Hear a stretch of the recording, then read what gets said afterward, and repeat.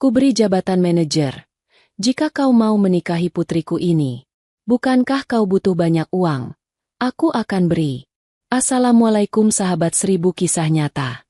Bayangkan, di sebuah perusahaan besar, gosip mulai menyebar tentang anak CEO yang hamil besar sebelum menikah.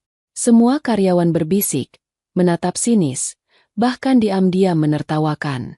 Namun di tengah hiruk-pikuk itu, seorang office boy tampan berjalan tenang, membawa ember dan pel, seolah tak peduli pada dunia. Tidak ada yang tahu, langkah sederhana pria itu akan mengubah nasib seluruh orang di kantor itu. Dan kalimat dari sang CEO, "Kuberi jabatan manajer jika kau mau menikahi putriku," akan menjadi awal dari rahasia besar yang mengguncang semuanya. Sahabat, sebelum kita mulai ceritanya, mari semuanya untuk like, share, komen dari daerah mana kalian mendengarkan kisah ini. Dan bagi pendengar pertama, selamat datang di channel 1000 Kisah Nyata. Jangan lupa subscribe channel ini ya, agar kamu tidak ketinggalan kisah-kisah penuh inspirasi yang menggetarkan hati lainnya. Kami doakan yang sudah like dan subscribe channel ini semoga rezekinya selalu mengalir deras, segala urusan selalu dipermudah, dan doanya semoga diijabah oleh Allah Subhanahu wa Ta'ala. Amin ya Rabbal Alamin. Jangan lupa juga tekan tombol loncengnya, agar kamu jadi orang pertama yang tahu saat video terbaru hadir. Sekarang mari kita mulai ceritanya. Pagi itu, suasana di gedung megah milik perusahaan Bowo Group terlihat seperti biasa. Lantai mengilap, derap sepatu terdengar beraturan, dan suara mesin printer bergema dari berbagai sudut ruangan. Tapi di balik kesibukan itu, ada satu hal yang jauh lebih ramai daripada dering telepon, bisikan gosip para karyawati di pantry. 3 perempuan muda berdiri mengelilingi dispenser air panas. Suara mereka kecil, tapi penuh semangat layaknya wartawan tanpa surat kabar. Kamu udah denger belum?" bisik salah satu dengan mata membesar. "Dengar apa?" sahut yang lain sambil meneguk kopi. "Anaknya Pak Bowo, si Dahlia itu, kemarin aku lihat di restoran sama ayahnya. Terus, perutnya udah besar banget, kayak orang hamil 7 bulan. Gelas kertas di tangan mereka berhenti di udara. Masing-masing saling pandang. "Serius? Jadi gosip itu bener dong?" Makanya heran, kok Bapak Bowo bisa tenang-tenang aja ya? Ya mungkin disembunyiin kali, biar gak bikin heboh. Mereka terkikik pelan, menahan tawa campur rasa penasaran. Suara mereka makin pelan tapi semakin cepat. Ada rasa puas saat gosip itu berputar makin jauh. Kasihan juga sih, tapi tetap aja, memalukan. Iya, perusahaan besar kayak gini, tapi anaknya malah, ya gitu. PSST, jangan keras-keras. Nanti ada yang dengar. Belum sempat satu pun dari mereka menambahkan kalimat berikutnya. Suara roda ember pel terdengar dari lorong. Tiga-tiganya spontan menoleh.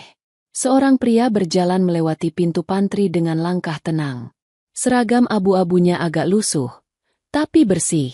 Di pundaknya tergantung handuk kecil, dan di tangannya ada tongkat pel yang ia bawa dengan santai. Wajahnya tampan dan kalem, rahangnya tegas. Rambutnya hitam disisir rapi.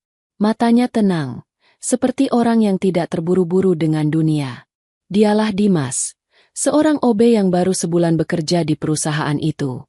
Begitu Dimas lewat, gosip yang tadi panas seperti air mendidih langsung dingin seketika. "Ya ampun, ganteng banget ya," lirih salah satu sambil menatap punggungnya. "Bener, kalau dia bukan OB, pasti udah banyak yang ngantri jadi pacarnya. Aku sih rela deh nikah sama dia, walau harus kerja keras nyari uang. Gantengnya halal banget." Yang lain terkekeh. "Bibirmu tuh, hati-hati, nanti ketahuan Pak Bowo bisa panjang urusannya." Dimas seolah tak mendengar apapun. Ia lewat dengan langkah mantap, hanya tersenyum tipis kepada siapapun yang berpapasan dengannya. Senyum itu bukan senyum menggoda, lebih seperti tanda sopan seorang pekerja yang tahu batasan. Tapi entah kenapa, senyum itu terasa menenangkan bagi yang melihatnya. Lorong panjang yang ia lewati tampak bersih berkilau karena kerja kerasnya setiap pagi. Suara pelnya bergesekan dengan lantai, ritmis dan teratur. Sesekali ia berhenti, memeras pelnya di ember, lalu melanjutkan pekerjaannya dengan sabar. Dimas bukan orang yang banyak bicara. Sejak awal ia datang sebulan lalu, orang-orang kantor memang langsung memperhatikannya. Bukan karena statusnya, tapi karena caranya bekerja. Ia selalu datang paling pagi, dan pulang paling akhir. Tidak pernah marah, tidak pernah menolak perintah, tidak pernah melawan meski ada pegawai yang bersikap semena-mena.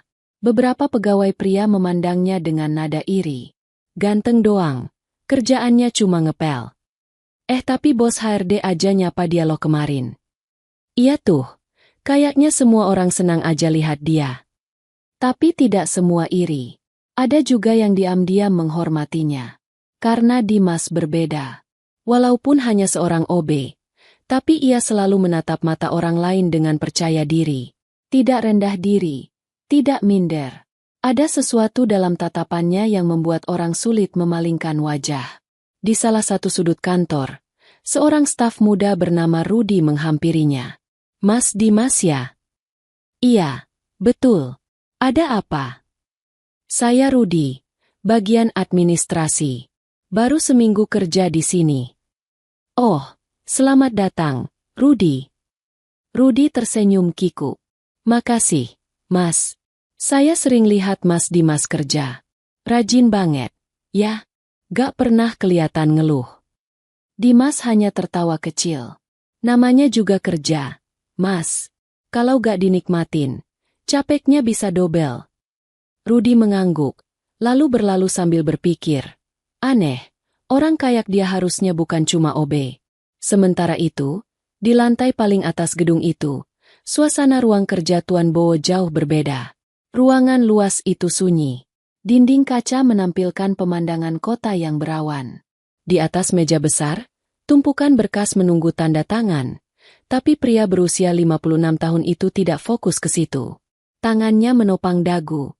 Pandangannya kosong. Sekretaris barunya baru saja keluar setelah mendapat perintah tegas. Laporkan semua yang kamu dengar.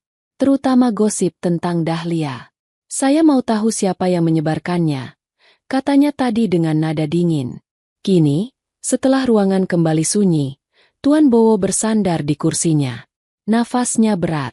Sebagai CEO dan pemilik perusahaan, ia sudah terbiasa menghadapi tekanan. Tapi kali ini bukan soal bisnis. Ini soal anaknya sendiri. Dahlia, anak tunggal yang dulu ia banggakan, kini tengah menanggung aib yang bahkan tidak seharusnya ia tanggung sendiri. Ia masih ingat bagaimana Dahlia menangis semalaman setelah tahu pacarnya pergi begitu saja. Lelaki itu menolak bertanggung jawab setelah tahu Dahlia hamil. Ia pergi tanpa jejak, tanpa permintaan maaf. Dan sejak hari itu, Tuan Bowo menutup semua pemberitaan tentang anaknya, mencoba menjaga nama baik keluarga. Tapi dunia kerja memang tidak bisa dibungkam. Bisikan di pantry sudah jadi badai yang berputar di seluruh lantai. Pintu ruangan tiba-tiba terbuka dari luar. Dahlia masuk tanpa mengetuk. Wajahnya pucat, mata sembab, dan bahunya gemetar. Tuan Bowo segera berdiri. Dahlia. Gadis itu berlari memeluk ayahnya. Tangisnya pecah begitu saja di dada pria yang kini menatap ke langit-langit, menahan air matanya sendiri. Ayah, mereka semua lihat aku seolah aku perempuan kotor. Isaknya lirih. Tuan Bowo mengusap rambut putrinya. Diamlah, nak. Jangan dengarkan mereka. Di lorong, di lift, di pantry, mereka pura-pura sibuk. Tapi aku tahu, ayah, mereka bicara di belakangku. Aku malu. Aku takut.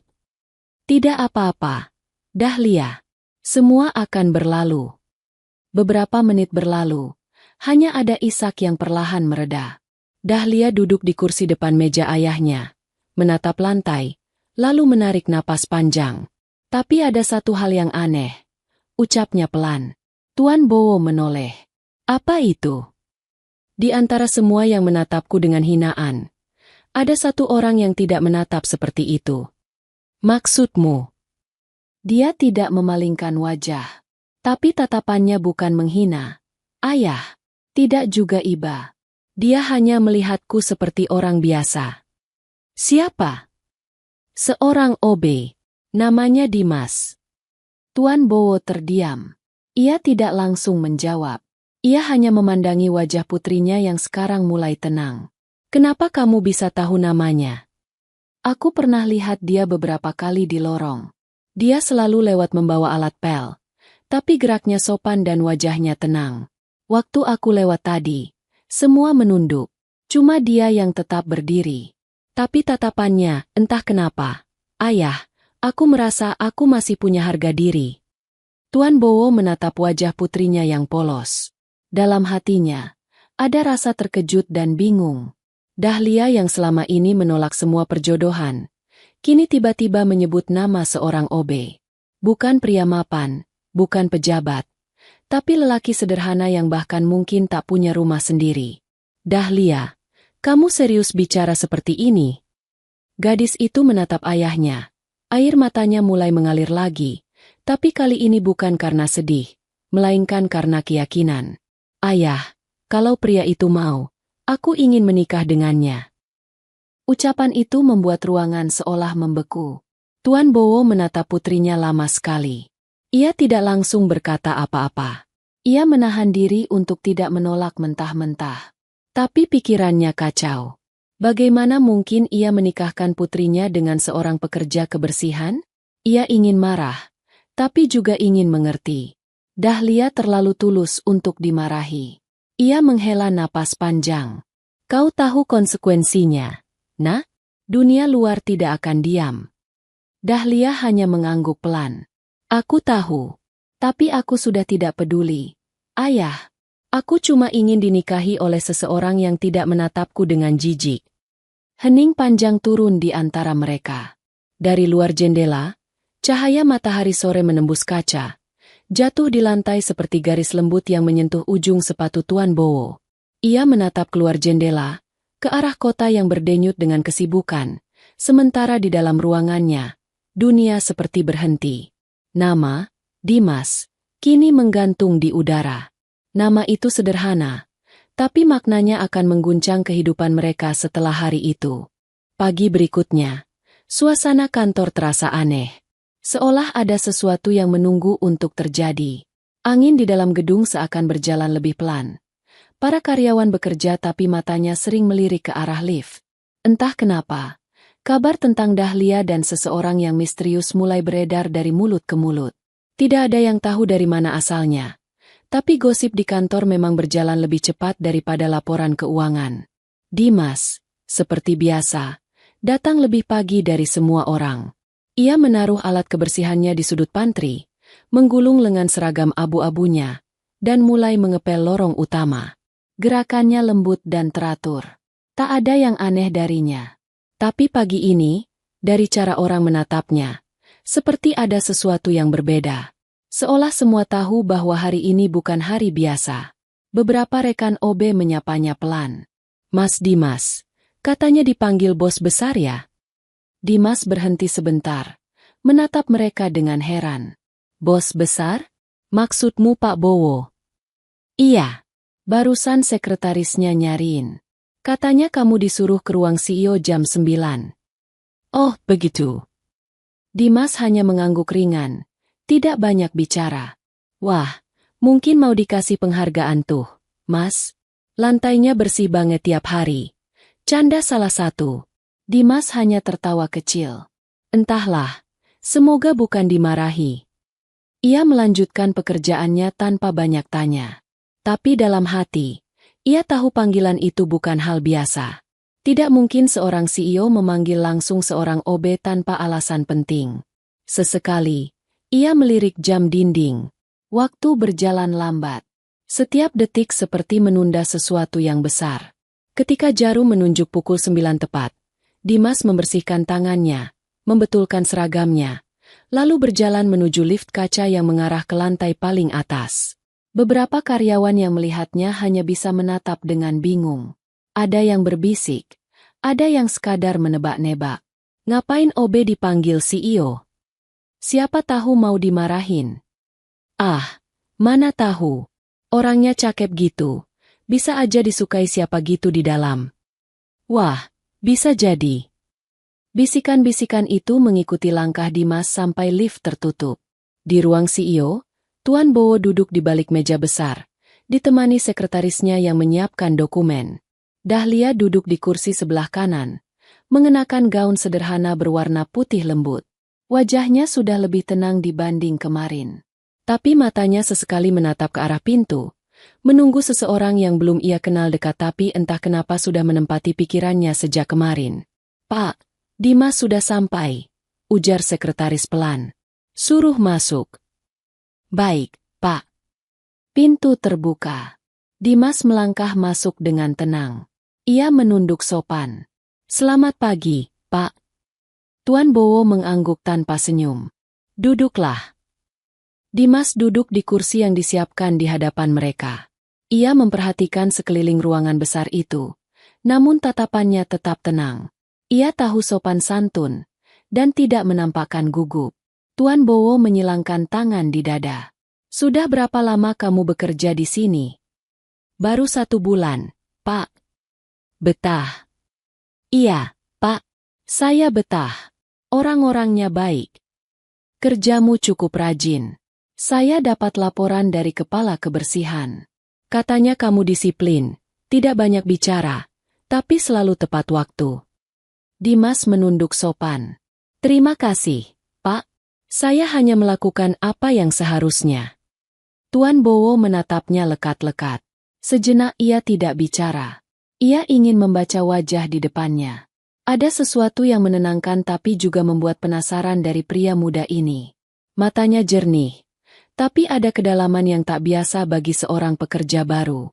"Baiklah, saya tidak akan berlama-lama," ucap Tuan Bowo kemudian. "Saya panggil kamu ke sini bukan karena masalah pekerjaan." Dimas mengangkat kepalanya pelan. "Ada hal penting yang ingin saya tawarkan padamu." Ruangan menjadi sunyi. Dahlia menunduk. Jari-jarinya menggenggam rok dengan gugup. Ia tahu apa yang akan diucapkan ayahnya. Sementara Dimas hanya menatap sopan, tanpa tahu arah pembicaraan. Tuan Bowo mencondongkan tubuh ke depan. "Saya tahu ini terdengar aneh. Tapi dengarkan dulu baik-baik. Saya ingin memberimu sebuah kesempatan." "Kesempatan, Pak?" "Ya. Saya akan memberimu jabatan yang tinggi di perusahaan ini. Kamu akan saya angkat menjadi manajer."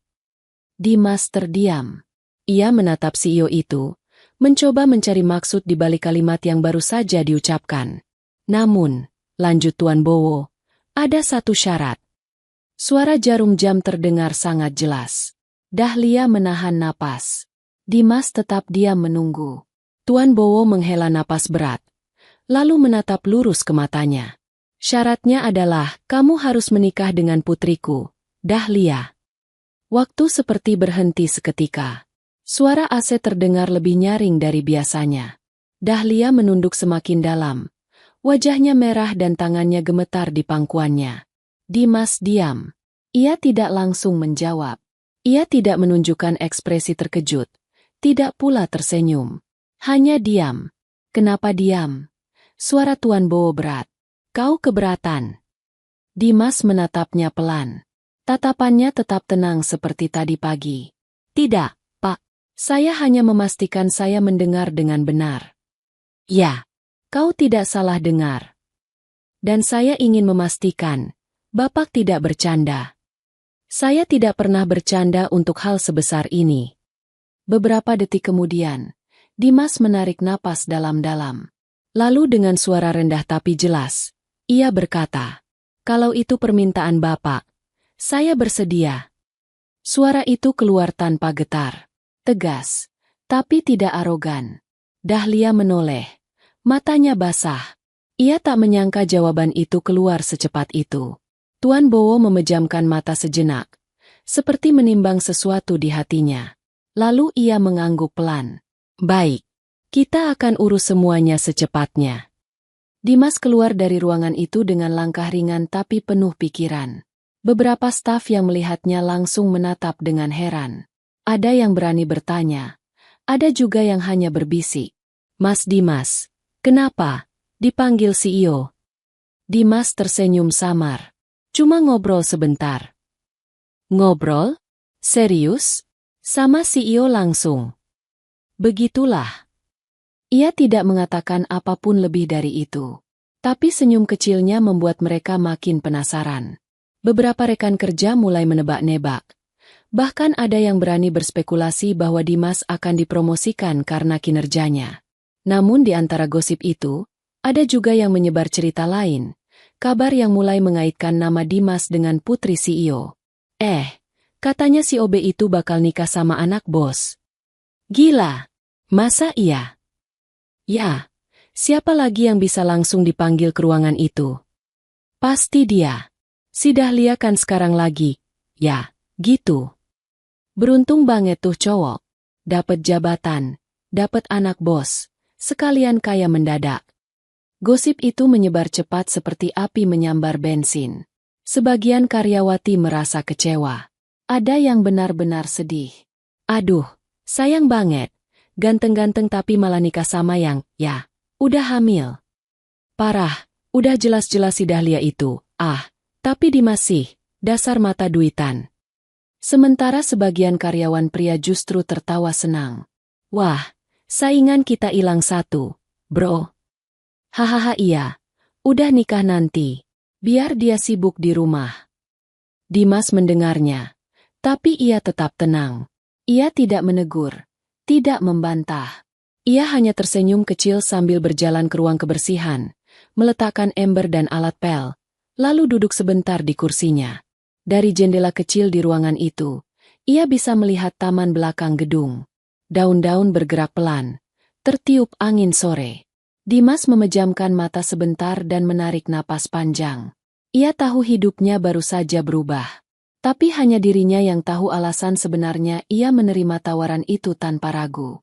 Sore menjelang malam, di ruang kerja Tuan Bowo, Dahlia masih duduk diam di hadapan ayahnya. Jadi, dia setuju begitu saja? Iya, jawab Tuan Bowo, menatap keluar jendela, tanpa banyak tanya. Dahlia terdiam. Ada sesuatu di dalam hatinya yang sulit dijelaskan. Antara lega dan takut. Ayah. Apa ayah yakin dengan keputusan ini? Tuan Bowo menghela napas. Aku tidak tahu, nak. Tapi kalau memang dia pria yang kau lihat tidak menatapmu dengan hina, maka biarlah kita lihat seperti apa hatinya setelah ini. Malam turun perlahan. Di luar, lampu gedung menyala satu persatu. Di dalam hati mereka masing-masing, sesuatu sedang tumbuh diam-diam.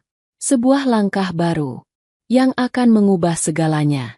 1 bulan berlalu sejak hari itu, tapi gosip tentang Dimas tidak kunjung padam. Seolah semua sudut kantor punya cerita berbeda tentang pria sederhana yang tiba-tiba disebut-sebut akan menikah dengan putri CEO. Ada yang percaya, ada yang menertawakan, ada juga yang iri. Dunia kantor berubah menjadi arena bisik-bisik yang tak pernah berhenti berputar. Katanya pernikahannya bakal minggu depan loh. Masa sih? Serius? Tapi kok gak ada undangan? Ya iyalah, tertutup. Kamu kira mau diumumin kayak pesta artis? CK, kasihan Dahlia. Pasti cuma dinikahin biar nutup aib keluarga. Tapi si Dimas juga gak kalah licik. Dapat istri, dapat jabatan. Sekali tembak 2 burung. Beberapa orang tertawa kecil setelah ucapannya sendiri, seolah ingin meredakan rasa iri yang sesungguhnya membara di dada mereka. Namun di sisi lain, ada juga yang benar-benar tulus mendoakan. Seorang karyawati tua di bagian arsip bahkan sempat berkata, kalau memang mereka bahagia, kenapa harus peduli dengan omongan orang? Dimas anak baik. Aku yakin dia bukan orang yang main-main. Dan benar saja, seminggu kemudian, pernikahan itu benar-benar terjadi. Tanpa pesta besar, tanpa undangan mewah. Hanya upacara kecil di rumah keluarga Bowo, disaksikan oleh beberapa orang terdekat dan 2 saksi dari pihak kantor. Dahlia tampil sederhana dengan kebaya putih polos dan jilbab lembut berwarna krem. Wajahnya teduh, walau mata masih menyimpan sisa lelah dari masa lalu. Sementara Dimas mengenakan batik abu-abu, berdiri di hadapan penghulu dengan ekspresi tenang. Tak ada sorak, tak ada tepuk tangan ramai. Hanya suara pelan penghulu membaca ijab kabul. Ketika Dimas mengucap kalimat, "Saya terima." Suaranya rendah namun pasti. Tak ada gemetar di suaranya. Tak ada keraguan di matanya. Dan pada detik itu, Dahlia menunduk.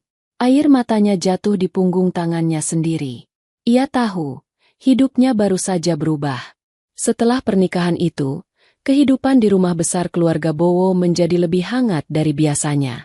Meski awalnya canggung, Dimas dan Dahlia perlahan mulai saling mengenal satu sama lain. Dimas selalu memperlakukan istrinya dengan hati-hati. Ia tahu Dahlia sedang hamil besar, dan ia memperlakukan keadaannya dengan kasih yang tulus. Setiap pagi, Dimas selalu menyiapkan teh hangat di meja makan. "Minum ini dulu, biar gak mual," ucapnya pelan. Dahlia tersenyum kecil, kadang hanya menatap tanpa berkata. Ada sesuatu dalam cara Dimas memandangnya, bukan rasa kasihan, tapi rasa hormat. Kadang sore hari mereka berjalan di taman belakang rumah. Dimas selalu menggandeng tangan Dahlia, memastikan langkahnya aman. "Pelan-pelan, biar gak capek." "Aku gak apa-apa," jawab Dahlia. Tapi senyum di wajahnya selalu muncul tiap kali mendengar perhatian kecil itu. Perlakuan Dimas membuat Tuan Bowo diam-diam merasa lega. Ia sering memperhatikan menantunya dari balik jendela ruang kerjanya di rumah. Melihat bagaimana Dimas membantu istrinya, tanpa pernah disuruh. Tidak banyak bicara, tapi tindakannya selalu bicara lebih keras dari kata-kata. "Mungkin aku tidak salah," gumam Tuan Bowo dalam hati suatu sore. Di kantor, suasana justru semakin panas. Begitu kabar pernikahan Dimas dan Dahlia tersebar, banyak karyawati langsung terkejut dan kecewa. "Gila, beneran nikah? Aku kira gosip doang." "Bener, dan sekarang katanya dia bakal diangkat jadi manajer." "Halah, pasti karena nikah sama anak bos. Dulu humble banget, sekarang pasti sombong." Sementara beberapa pria justru tertawa puas. "Hahaha, tuh kan, yang kemarin sok ngejar-ngejar Dimas, sekarang gigit jari. Udah, biar dia sibuk ngurus istri. Lagian nikah sama anak bos itu bukan beruntung, bisa juga jadi beban." Bener juga. Namun di antara mereka semua, hanya satu orang yang tetap diam, Rudy, teman pertama Dimas di kantor. Ia tahu Dimas bukan tipe yang mengejar jabatan. Ia pernah melihat sendiri bagaimana pria itu menolak ajakan nongkrong hanya untuk membantu petugas kebersihan yang sakit. "Orang kayak Dimas gak mungkin cuma cari posisi," gumamnya, walau tidak ada yang mau mendengarkan. Beberapa hari setelah menikah, Dimas resmi diminta kembali bekerja di kantor. Tapi bukan lagi sebagai OB. Ia diminta belajar di divisi manajerial. Semua orang terkejut melihatnya mengenakan kemeja rapi dan dasi hitam. Wajahnya sama, tapi wibawanya berbeda. Senyumnya tetap sederhana, tapi langkahnya kini lebih mantap. Di ruang kerja barunya, Dimas bekerja dengan cepat dan teliti. Ia mempelajari laporan keuangan, membaca data, memahami sistem operasional. Semua dilakukan dengan ketenangan yang tak biasa bagi orang baru di posisi tinggi. Bahkan beberapa senior manajer sampai bingung. Dia bilang baru belajar, tapi cara dia memeriksa laporan udah kayak orang pengalaman 5 tahun. Aneh, ya, mungkin ada yang bantuin. Enggak, aku lihat dia kerja sendiri. Kemampuan Dimas yang mencolok membuat banyak orang bertanya-tanya. Dari mana ia belajar semua itu? Tapi tak ada yang bisa menjawab. Tuan Bowo pun mulai memperhatikan. Ia sering melihat laporan yang disusun Dimas terlihat rapi, logis, dan presisi. Bahkan beberapa keputusan Dimas menyelamatkan perusahaan dari kerugian kecil yang luput dari perhatian tim lama. Namun bersamaan dengan itu, kecurigaan mulai muncul di hati Tuan Bowo. Siapa sebenarnya Dimas?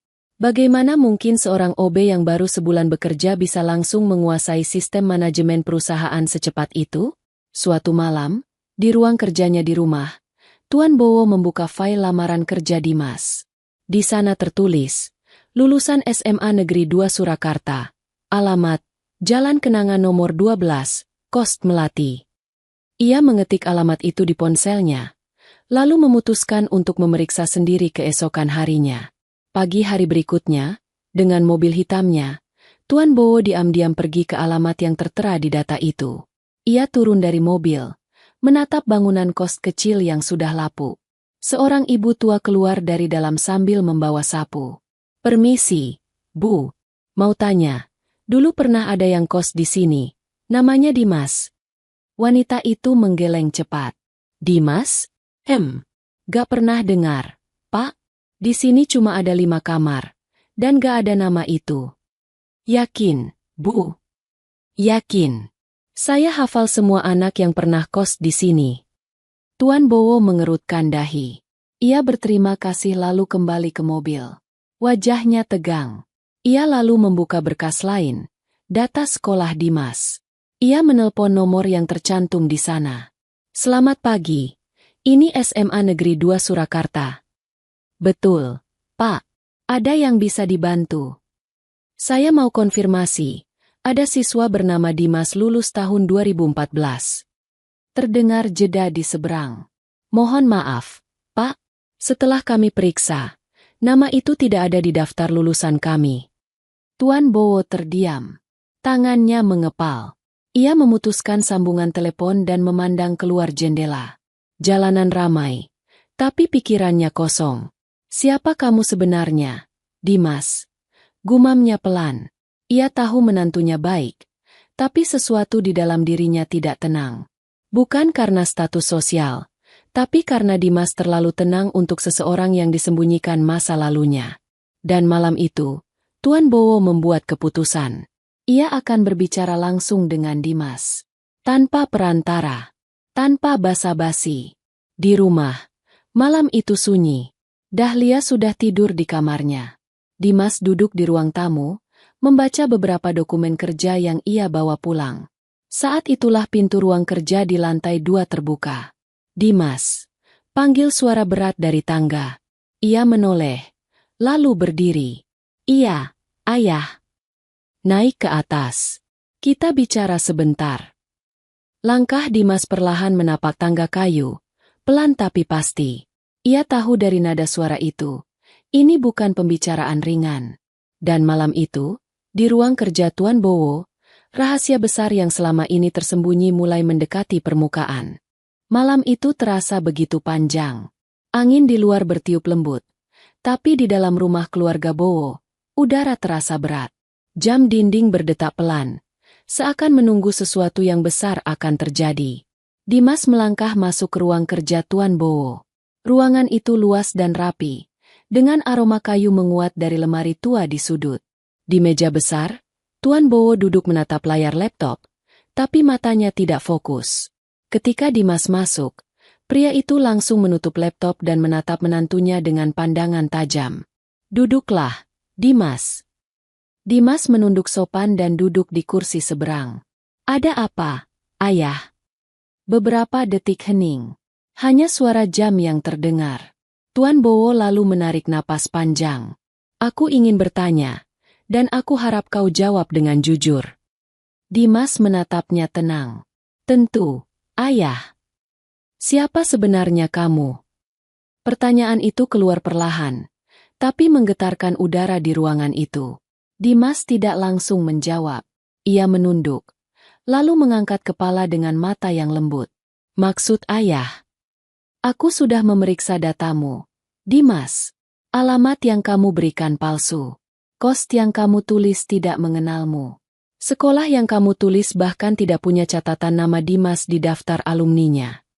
Tuan Bowo bersandar. Nadanya tegas tapi tidak keras. "Kau tahu, aku sudah lama bekerja dengan banyak orang.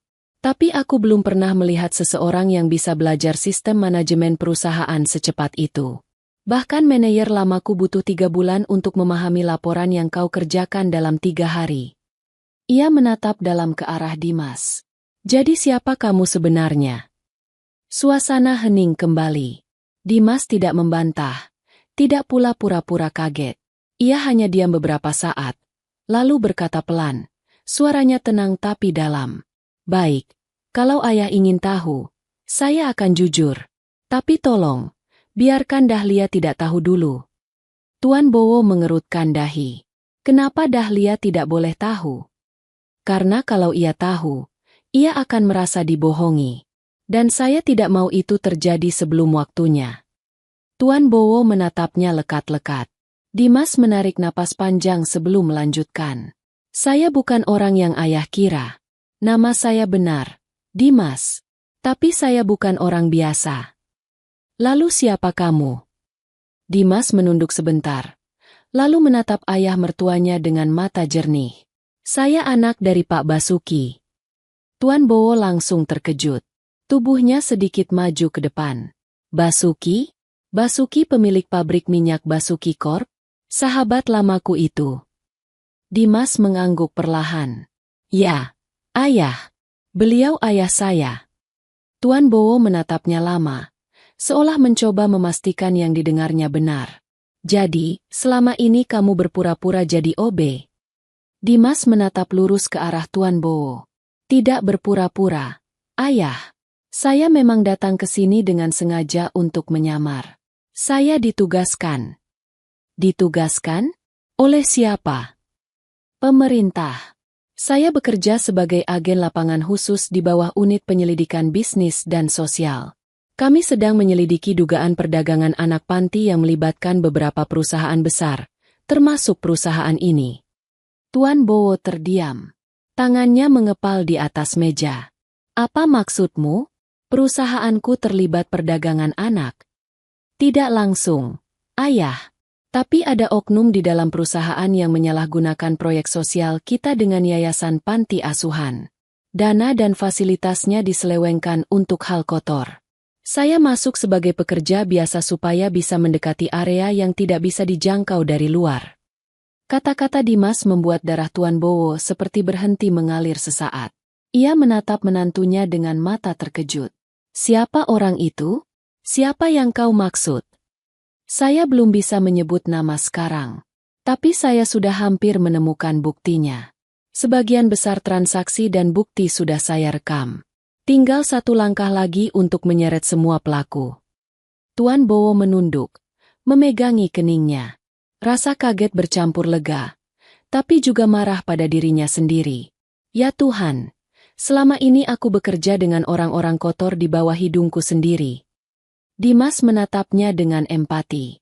Ayah tidak salah. Mereka sangat rapi. Bahkan saya sendiri butuh waktu lama untuk memastikan. Beberapa detik hening lagi. Lalu Tuan Bowo menatap Dimas dengan tatapan berbeda. Bukan lagi sebagai atasan, tapi sebagai seseorang yang melihat keberanian anak muda di depannya. Lalu, pernikahanmu dengan Dahlia? Apa itu juga bagian dari penyamaranmu? Pertanyaan itu pelan tapi menusuk. Dimas diam cukup lama sebelum menjawab. Ia menatap lantai, lalu mengangkat kepalanya perlahan. Awalnya iya, ayah. Tuan Bowo menarik napas tajam. Tapi dengarkan dulu, sambung Dimas cepat. Saya menerima tawaran ayah waktu itu karena saya tahu, dengan menikahi Dahlia, saya bisa lebih dekat dengan pihak-pihak yang saya curigai. Tapi setelah menikah, semuanya berubah. Saya mulai mengenal Dahlia bukan sebagai bagian dari penyamaran, tapi sebagai wanita yang tulus. Dan waktu saya melihatnya menangis malam pertama setelah menikah, saya sadar, saya tidak bisa menjadikan misi di atas perasaannya. Ia menunduk dalam. Saya mencintainya, ayah. Tapi bukan karena saya kasihan, bukan juga karena statusnya. Saya mencintainya karena saya tahu dulu waktu kecil, saya pernah berjanji akan menikahinya. Tuan Bowo mengangkat alis. Apa maksudmu? Kalian pernah bertemu sebelumnya? Dimas tersenyum kecil. Ayah mungkin sudah lupa, tapi 20 tahun lalu, waktu perusahaan ayah masih kecil, ayah pernah berkunjung ke rumah kami di Surabaya. Waktu itu, saya masih anak-anak. Dahlia kecil ikut bersama ayah. Kami sempat bermain di taman depan rumah. Saat itu, Dahlia menangis karena kupu-kupu yang ia tangkap terlepas, dan saya bilang, nanti kalau besar, aku mau jagain kamu. Dahlia ketawa dan bilang, kalau kamu jagain aku mau nikah sama kamu. Tuan Bowo memejamkan mata pelan. Ia mulai mengingat samar wajah anak kecil yang dulu berlarian di taman rumah Basuki. Allah, gumamnya lirih. Jadi itu kau? Dimas mengangguk. Ya, Ayah. Saya tidak pernah lupa janji kecil itu. Tapi saya juga tidak menyangka akan bertemu Dahlia dengan keadaan seperti ini. Ruangan itu hening lama. Hanya napas keduanya yang terdengar. Akhirnya Tuan Bowo menatap Dimas lagi dengan mata yang kini lembut. Terima kasih sudah jujur. Aku lega akhirnya tahu semuanya. Tapi aku mohon, jangan sampai Dahlia tahu dulu soal penyamaranmu. Aku tidak mau ia terluka karena berpikir kau menikahinya karena misi. Dimas mengangguk tegas. Saya berjanji, Ayah. Sampai semua ini selesai, biarkan dia percaya bahwa saya hanya suaminya, bukan siapa-siapa lagi. Tuan Bowo bangkit dari kursinya dan berjalan mendekati Dimas. Ia menepuk bahu menantunya dengan lembut. Aku tidak tahu seperti apa hidupmu sebelumnya, tapi aku bangga kau ada di pihak yang benar. Dimas menunduk hormat. Terima kasih, Ayah. Keduanya berdiri dalam diam. Hanya lampu meja yang memantulkan cahaya kuning lembut di antara mereka.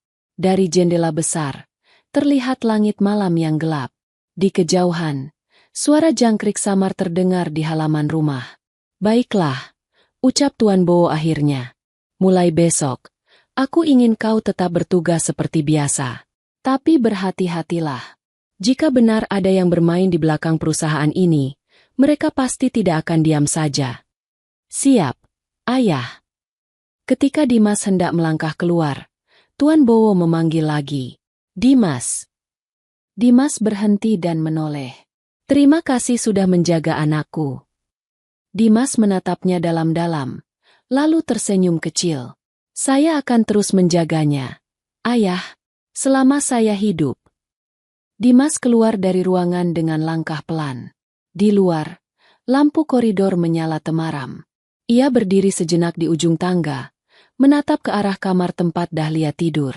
Wajahnya lembut, namun dalam hatinya ada campuran antara cinta, tanggung jawab, dan beban besar yang belum selesai. Ia tahu malam ini hanyalah permulaan. Besok, segalanya akan berubah lebih cepat dari yang ia bayangkan. Pagi itu langit Jakarta tampak suram.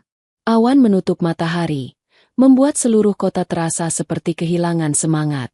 Tapi di lantai 3 kantor pusat Bowo Group, suasana justru terasa lebih panas dari biasanya. Beberapa karyawan berbicara dalam nada tegang, beberapa lagi sibuk di depan komputer, seolah ada sesuatu yang sedang diawasi dengan ketat. Dimas datang lebih pagi dari biasanya. Jas kerjanya kini lebih rapi. Rambut disisir ke samping, dan kemeja putihnya tampak seperti baru disetrika. Tapi di balik ketenangan wajahnya, pikirannya sedang berputar cepat. Ia tahu, setelah pertemuannya semalam dengan Tuan Bowo, arah hidupnya di kantor ini akan berubah total. Tugasnya bukan lagi sekadar mengatur kebersihan dan ruangan. Kini, setiap langkahnya berarti pengamatan. Setiap senyum, setiap percakapan kecil, semua bisa menjadi potongan teka-teki besar yang harus ia susun pelan-pelan. Ketika Dimas memasuki ruang manajer, beberapa pegawai langsung berdiri. Pagi, Pak Dimas. Sapa mereka sopan. Dimas mengangguk ringan. Pagi. Kita mulai rapat pagi ini jam 9. Ya. Saya ingin lihat semua laporan proyek sosial minggu lalu. Baik, Pak. Jawab salah satu staf cepat. Namun begitu Dimas masuk ruang kerjanya, ia langsung menutup pintu dan menarik napas dalam. Di meja, sudah ada map merah bertuliskan, Panti Harapan Sejahtera. Yayasan itu merupakan proyek sosial yang sudah lama dijalankan perusahaan, tempat mereka menyalurkan bantuan untuk anak-anak yatim dan panti asuhan. Tapi dari hasil penyelidikan Dimas, panti itu hanyalah kedok. Ia membuka map itu, menatap foto-foto anak-anak kecil di dalamnya. Senyum mereka polos, tapi di bawah data laporan, ada kejanggalan mencolok. Nomor rekening yang sama muncul di 2 dokumen berbeda, dengan nama penerima bantuan yang ternyata tidak terdaftar di catatan pemerintah. Dimas memejamkan mata sejenak. Ini dia jalurnya, batinnya berkata pelan. Sementara itu di ruang lain, 2 kepala divisi tampak berbincang pelan. Salah satunya adalah Fajar, pria berjas hitam dengan senyum yang selalu tampak terlalu ramah. Di hadapannya duduk Andri, Kepala bagian logistik yang tampak gelisah. Kau yakin anak baru itu gak tahu apa-apa? Tanya Fajar pelan sambil menyesap kopinya. Andri mengangguk cepat. Kayaknya enggak, Pak. Dia cuma kerja aja. Tapi belakangan ini dia sering nanya-nanya soal dokumen panti. Fajar menatapnya tajam. Nanya-nanya. Iya, katanya untuk laporan, biar rapi. Tapi entah kenapa saya gak tenang aja, Pak. Fajar tertawa pelan. Tenang, Andri. Jangan panik. Kalau dia terlalu jauh, kita buat saja dia kelihatan bersalah. Dunia kerja selalu punya cara untuk menyingkirkan orang yang terlalu penasaran. Andri terdiam, hanya bisa menunduk. Ia tahu Fajar bukan orang yang bisa dianggap remeh. Lelaki itu punya pengaruh besar di dalam perusahaan. Bahkan beberapa proyek besar berjalan hanya karena restunya. Tapi semua orang tahu, di balik kemeja mahal dan senyumnya yang ramah, Fajar menyimpan sesuatu yang berbahaya. Menjelang siang, rapat dimulai. Dimas duduk di kursi ujung meja panjang bersama beberapa kepala divisi lain. Tuan Bowo ikut hadir, meski hanya memantau tanpa banyak bicara. Dahlia, yang kini sedang hamil besar, ikut duduk di sisi lain ruangan, sesekali menatap suaminya dengan pandangan bangga. Dimas membuka laptopnya, memproyeksikan data ke layar. Baik, saya ingin menyoroti laporan keuangan dari divisi sosial bulan lalu, ujarnya tenang. Saya perhatikan ada perbedaan kecil tapi signifikan antara laporan transfer dan saldo akhir. Beda 100 juta rupiah. Ruangan langsung sunyi. Beberapa kepala menoleh ke arah Fajar, karena divisinya yang bertanggung jawab atas dana sosial. Fajar tersenyum tipis. Oh, mungkin hanya salah input, Pak Dimas. Nanti saya periksa ulang. Dimas menatapnya tanpa tersenyum. Saya sudah periksa. Angkanya bukan salah input. Tapi nomor rekening yang menerima dana itu muncul lagi di laporan lain, dengan nama penerima berbeda. Wajah Fajar menegang sejenak, tapi ia cepat menguasai diri. Mungkin sistemnya yang bermasalah. Kita baru migrasi database 2 minggu lalu. Dimas mengangguk pelan, tapi matanya tetap menusuk. Baik, kita anggap begitu dulu. Tapi mulai hari ini, saya ingin semua transaksi sosial dilaporkan langsung ke meja saya. Termasuk laporan audit bulan lalu. Fajar terpaksa mengangguk, tapi di balik senyumnya, ada rasa waspada yang tumbuh. Ia tahu pria di depannya bukan manajer biasa. Tatapannya tajam, logikanya cepat, dan tutur katanya terlalu terukur untuk seseorang yang baru naik jabatan. Setelah rapat selesai, Tuan Bowo mendekati Dimas dan berbisik pelan. Kau yakin bisa mengendalikan situasi ini? Allah menolong saya, Ayah. Saya yakin bisa. Tapi tolong jaga Dahlia. Saya takut mereka menyadari sesuatu. Tuan Bowo mengangguk pelan. Aku akan jaga dia. Sore harinya, saat kantor mulai sepi, Dimas masih duduk di ruangannya. Ia membuka email terenkripsi di laptop pribadinya dan mengirim laporan singkat ke tim pusat. Subjek, Proyek Harapan Sejahtera dugaan penyelewengan dana dan perdagangan anak. Di bawahnya ia menulis, target utama teridentifikasi. Kepala Divisi Sosial, inisial F. Dugaan kuat terlibat dalam penyaluran dana ilegal ke panti fiktif. Bukti digital sebagian sudah diamankan. Operasi lanjutan membutuhkan pengawasan ketat. Setelah mengirim pesan itu, Dimas menutup laptop dan berdiri. Tapi sebelum ia melangkah pergi, pintu ruangannya terbuka perlahan. Dahlia muncul di sana, tersenyum lembut. Kamu belum pulang? Tanyanya pelan. Dimas tersenyum. Sebentar lagi. Aku cuma selesaikan laporan. Dahlia berjalan mendekat. Tangannya yang lembut menyentuh bahu Dimas. Kamu kelihatan capek banget, Mas. Aku takut kamu terlalu keras kerja. Dimas menatapnya dengan lembut. Aku baik-baik aja. Aku cuma pengen semuanya beres. Biar kamu bisa tenang. Dahlia tersenyum. Aku tenang kok. Selama kamu di sini. Kalimat itu membuat dada Dimas hangat. Namun di balik senyum itu, ada beban yang belum bisa ia bagikan.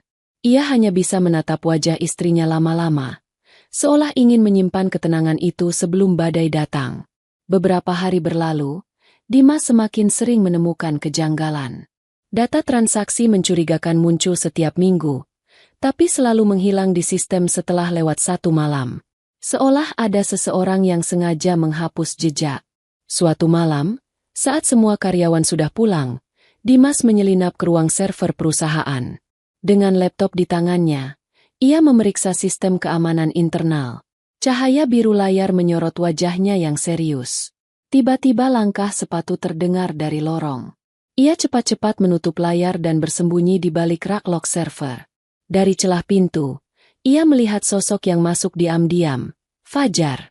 Lelaki itu membuka panel server, lalu memasukkan flash disk hitam kecil ke port utama. Ia menunggu beberapa detik, lalu menekan tombol enter di laptopnya. Dimas mengamati setiap gerakannya dalam diam. Matanya memicing tajam. Jadi benar kau pelakunya. Setelah Fajar pergi, Dimas mendekat ke server itu dan menyalin sisa data yang tertinggal. File terenkripsi itu berjudul Donasi Panti Rahasia PDF. Dimas memasukkannya ke laptop, lalu keluar dengan langkah pelan. Di luar, hujan mulai turun. Lampu jalan berpendar samar di kaca mobil yang berembun. Dimas duduk di dalam mobil, menatap layar laptopnya. File itu terkunci dengan password, tapi ia sudah tahu caranya membukanya. Begitu file terbuka, layar menampilkan daftar nama, anak-anak di bawah umur dengan keterangan, dipindahkan ke lokasi penampungan sementara. Namun yang membuat Dimas terkejut, di kolom paling bawah tertulis sebuah tanda tangan digital. Fajar Santoso. Dimas menatap layar itu lama sekali. Lalu ia menutup laptopnya perlahan, dan berbisik pelan di tengah suara hujan. Permainan sudah dimulai. Malam itu hujan turun deras, memukul atap mobil Dimas yang terparkir di depan gedung perusahaan. Wiper kaca bekerja terus-menerus, tapi pandangan Dimas tetap kosong menatap keluar. Di kursinya, laptop masih menyala redup, memperlihatkan file yang baru saja ia buka, daftar nama anak-anak dengan status, dipindahkan, dan di bawahnya tanda tangan digital milik Fajar Santoso. Tangannya mengepal di pangkuan. Berarti benar semua jalur bantuan itu cuma topeng, gumamnya lirih. Ia menatap kembali layar laptop. Setiap nama di daftar itu seperti menatap balik ke arahnya. Anak-anak kecil yang seharusnya hidup tenang di panti asuhan, malah dijadikan alat untuk bisnis gelap. Hatinya terasa sesak. Suara petir memecah langit, diikuti sorot lampu mobil lain yang lewat di jalan basah. Dimas menutup laptop, menarik napas panjang, lalu menghidupkan mesin mobil. Malam ini ia tahu ia tidak bisa tidur. Ada sesuatu yang harus ia lakukan sebelum semuanya terlambat. Sementara itu, di rumah, Dahlia duduk di kursi ruang tamu sambil menatap jam dinding. Hujan membuat udara dingin, dan selimut tebal di pangkuannya belum cukup menenangkan hatinya. Sudah hampir tengah malam, tapi Dimas belum pulang. Biasanya, meskipun sibuk, suaminya selalu memberi kabar. Kali ini tidak ada pesan, tidak ada telepon. Ia menggigit bibir, gelisah. Ayah, Dimas belum pulang, katanya ketika melihat Tuan Bowo berjalan menuruni tangga. Tuan Bowo mengenakan sweater abu tua. Ia menatap anaknya pelan. Mungkin masih lembur, Nak. Biasanya dia selalu kirim pesan, jawab Dahlia khawatir. Tuan Bowo berusaha tersenyum. Kau istirahat saja dulu. Aku yakin dia baik-baik saja. Dahlia menunduk, berusaha menenangkan diri, tapi matanya tetap mengarah ke jendela yang diguyur hujan. Ia tidak tahu, malam ini suaminya sedang berada di tengah sesuatu yang lebih besar dari dugaan siapapun. Dimas memarkir mobilnya di dekat taman kota yang sepi. Hujan masih deras. Ia membuka laptop lagi, menyalakan koneksi terenkripsi yang terhubung ke server tim penyelidik pusat. Di sana ia mengunggah sebagian data yang ia temukan.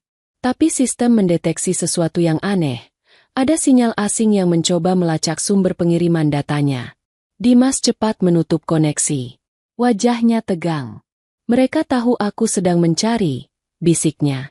Ia memutar pandangan ke sekitar. Hanya ada satu mobil hitam terparkir beberapa meter di belakang. Lampunya mati, tapi dari pantulan kaca spion, Dimas melihat bayangan seseorang di dalam mobil itu. Ia menyalakan mesin, lalu dengan hati-hati meninggalkan lokasi. Mobil hitam itu ikut bergerak, menjaga jarak. Jadi mereka mulai mengawasi, katanya pelan sambil menggenggam erat kemudi. Dimas memacu mobilnya ke arah selatan, lalu berbelok ke jalan kecil yang menurun ke arah perumahan padat. Di ujung jalan, ia berhenti, mematikan lampu depan. Mobil hitam itu masih mengikuti dari kejauhan, tapi kehilangan arah ketika Dimas masuk ke gang sempit yang hanya muat satu kendaraan. Setelah memastikan dirinya aman, Dimas berhenti di bawah pohon besar. Ia menatap jam tangannya. Pukul 00.34. Ia tahu, malam ini bukan waktu untuk pulang. Ia harus melanjutkan penyelidikannya sebelum fajar atau orang-orangnya menyadari bahwa datanya telah dicuri. Ia membuka map merah yang tadi ia ambil dari kantor, dan menemukan selembar kertas kecil terselip di dalamnya. Tulisan tangan halus terbaca samar karena tinta mulai pudar oleh kelembapan. Gudang Timur, KM 7, belakang kompleks Panti Lama. Dimas menatap catatan itu lama. Jadi di sana tempatnya. Ia menyalakan mesin lagi dan bergegas menuju lokasi. Sekitar 30 menit kemudian, ia tiba di kawasan industri tua di pinggiran kota. Tempat itu sunyi dan gelap. Hanya ada lampu jalan tua yang berkedip lemah. Udara lembab bercampur bau oli dan karat. Bangunan yang ia cari tampak terbengkalai dari luar. Ket mengelupas, pintu besi berkarat, dan papan bertuliskan, Panti Harapan Sejahtera Cabang Lama, masih tergantung setengah miring. Dimas turun dari mobil, menyelipkan senter kecil di saku jaketnya. Ia melangkah pelan mendekati pintu, mendorongnya dengan hati-hati. Engselnya berdecit nyaring. Di dalam, gelap dan kosong. Debu menutupi lantai. Namun ketika ia menyorotkan senter ke arah sudut ruangan, ia melihat sesuatu. Bekas kotak-kotak besar yang baru saja dipindahkan, meninggalkan jejak bersih di lantai berdebu. Di antara tumpukan kardus yang tersisa, ia menemukan selembar kertas lain. Daftar nama anak dengan tanda centang merah di sampingnya. Beberapa nama sama dengan daftar di file laptopnya. Tapi di bawahnya ada catatan tangan. Gelombang 3 kirim Sabtu, pukul 2 dini hari. Dimas menghela napas panjang. Berarti 2 hari lagi mereka akan pindahkan anak-anak itu. Ia cepat memotret semua dokumen itu dengan ponselnya, lalu memasukkannya ke jaket. Tapi baru saja ia berbalik, suara langkah sepatu terdengar dari luar gudang. Senter menyala di kegelapan. Dimas langsung bersembunyi di balik tumpukan kardus. 2 pria berseragam keamanan masuk sambil berbicara keras. Bos suruh jaga tempat ini. Katanya ada yang aneh beberapa hari ini. Siapa yang mau datang ke sini malam-malam begini? Entahlah, tapi bos curiga ada orang yang tahu soal pengiriman. Dimas menahan napas. Keringat dingin menetes dari pelipisnya. Senter para penjaga bergerak makin dekat. Salah satunya bahkan berdiri hanya 2 meter darinya. Tapi saat itu juga, suara petir besar mengguncang gedung, dan listrik padam sebentar. Dalam kegelapan itu, Dimas merunduk cepat dan meluncur keluar lewat jendela samping yang terbuka sebagian. Ia berlari di bawah hujan menuju mobilnya, menyalakan mesin tanpa suara. Dari kaca belakang, ia melihat 2 penjaga itu keluar tergesa, menyorotkan senter ke arah jalan. Mobil Dimas sudah menghilang di tikungan. Sementara itu, di rumah, Dahlia gelisah di tempat tidur. Ia bermimpi buruk, melihat anak-anak kecil berlari ketakutan di lorong gelap. Dan di ujung lorong itu berdiri seseorang yang wajahnya kabur. Ia terbangun dengan napas terengah. Tangannya menekan dada. Allah, apa ini pertanda buruk? Gumamnya lemah. Ia menatap ke arah pintu kamar. Tak ada tanda Dimas pulang. Dan untuk pertama kalinya sejak menikah, Dahlia merasa benar-benar sendiri. Di sisi lain kota, mobil Dimas berhenti di tepi sungai kecil yang membelah kawasan industri. Ia menatap arloji lagi. Pukul 2:30. Tangannya gemetar sedikit saat mengetik laporan baru di ponselnya. Bukti lapangan diperoleh. Lokasi gudang ditemukan. Pengiriman anak-anak terjadwal 2 hari lagi. Akan lakukan pengintaian langsung. Ia mengirim pesan itu ke timnya, lalu menatap langit yang masih meneteskan hujan. Air hujan menetes di kaca depan mobil, bercampur dengan bayangan lampu-lampu kota di kejauhan. 2 hari lagi, bisiknya pelan. Dan semua ini harus berakhir. Namun Dimas tidak tahu, di balik kegelapan malam itu, seseorang juga sedang memperhatikannya dari jauh, dengan sepasang mata tajam di balik kaca mobil yang tidak menyala lampunya. Seseorang yang sudah lama menunggu saat yang tepat untuk membungkamnya. Pagi itu, matahari terbit dengan sinar yang pucat. Udara Jakarta terasa berat dan pengap, seolah langit menyimpan sesuatu yang belum mau diceritakan. Di rumah keluarga Bowo, Dahlia duduk di teras dengan wajah lesu. Matanya sayu, rambutnya disisir rapi, tapi wajahnya tidak tenang. Di pangkuannya ada ponsel, dan di layar hanya ada satu pesan terakhir dari suaminya. "Maaf, aku pulang terlambat semalam. Ada urusan penting di kantor. Aku janji sore ini pulang." Pesan itu dikirim jam 2 dini hari. Dan hingga pagi datang, Dimas belum juga kembali. Hatinya menegang. Ia tahu suaminya bukan tipe lelaki yang suka berbohong. Tapi instingnya mengatakan ada sesuatu yang disembunyikan. "Dahlia, kamu udah sarapan?" Suara lembut ayahnya terdengar dari belakang. Dahlia menoleh. Tuan Bowo berdiri di ambang pintu, masih mengenakan piyama. Wajahnya terlihat khawatir. "Belum, Yah. Aku nggak selera makan," jawabnya pelan. Tuan Bowo duduk di kursi sebelahnya, menatap anaknya dengan iba. "Dimas pasti baik-baik saja. Aku yakin dia sedang mengurus sesuatu yang penting. Percayalah padanya." Dahlia menggenggam ujung selimutnya erat. "Tapi kenapa harus sembunyi-sembunyi, Yah? Aku merasa dia menyimpan sesuatu dariku." Tuan Bowo hanya terdiam. Ia tahu kebenarannya. Tapi janji kepada Dimas membuatnya harus berbohong pada anaknya sendiri. "Dia hanya bekerja. Nak, jangan pikir yang aneh-aneh." Dahlia menunduk. Air matanya menetes tanpa suara. Di dadanya, ada rasa takut yang tak bisa dijelaskan. Ia memeluk perutnya yang semakin besar, berharap bayi dalam kandungannya memberi sedikit kekuatan. Sementara itu, di sisi lain kota, Dimas masih duduk di dalam mobilnya yang terparkir di dekat jalan raya arah timur. Matanya sayu, tapi pikirannya bekerja cepat. Di kursi sebelahnya ada peta lusuh dengan tanda lingkar merah besar bertuliskan, "Gudang Timur, KM7. Ia sudah mengirim laporan semalam ke unit pusat, dan pagi ini harus menunggu balasan instruksi dari tim. Tapi entah kenapa, pesan balasan tak kunjung datang. Ia mencoba membuka jaringan terenkripsi, namun server menolak koneksi. Sinyal aman yang biasanya aktif kini mati total. Tidak mungkin, gumamnya sambil memeriksa ulang. Sistemnya tidak rusak, tapi koneksi ditutup dari pusat. Itu hanya bisa berarti satu hal, penyamaran Dimas sudah tercium. Ia mematikan laptop, memasukkannya ke dalam tas, lalu menyalakan mobil. Tapi sebelum melaju, matanya menangkap pantulan kaca spion. Sebuah sedan hitam berhenti 200 meter di belakang. Lampunya mati. Tak ada gerakan, tapi Dimas tahu, mobil itu sudah mengikuti sejak malam sebelumnya. Ia menekan pedal gas pelan, mencoba berbelok ke jalan kecil. Sedan hitam itu ikut bergerak. "Kau pikir aku nggak sadar, ya?" Gumamnya dingin. Ia menambah kecepatan, memotong jalan ke arah pasar kecil yang ramai. Orang-orang berjualan sayur. Anak-anak berlarian, suara klakson bersahut-sahutan. Sedan hitam itu kehilangan pandangan sesaat di tengah keramaian. Dimas berbelok cepat ke gang sempit dan berhenti di belakang toko tua.